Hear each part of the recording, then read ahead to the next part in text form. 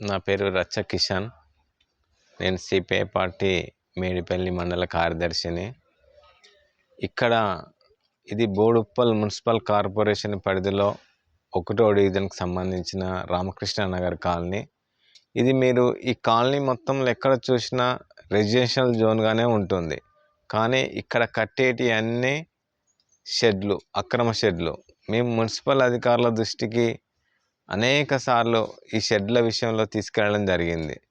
Town planning అధికారుల దృష్టి కూడా తీసుకెళ్తే మేము ఇప్పుడే చైర్మన్లను పంపిస్తున్నాం, ఇప్పుడే దాని నిర్మాణంపై చర్యలు తీసుకుంటాం అంటారు. కానీ ఏదో వచ్చి మొన్న కొద్ది రోజుల క్రితం ఏదో చర్య తీసుకున్నట్టు తూతూ మంత్రంగా చర్య తీసుకొని మళ్ళీ పని పూర్తి కావడం జరిగింది. ఇట్లాంటి బోడుప్పల్ కార్పొరేషన్లో ప్రధాన రహదారిపై మొత్తం షెడ్లు. నేను 2 డేస్ నుంచి కమిషనర్ కానీ టౌన్ ప్లానింగ్ అధికారుల దృష్టికి తీసుకపోతే ఇప్పుడే పంపిస్తూ ఉంటారు, కానీ అక్కడ ఎక్కడ పని ఆగదు, పూర్తిగా పని చేస్తూనే ఉన్నారు.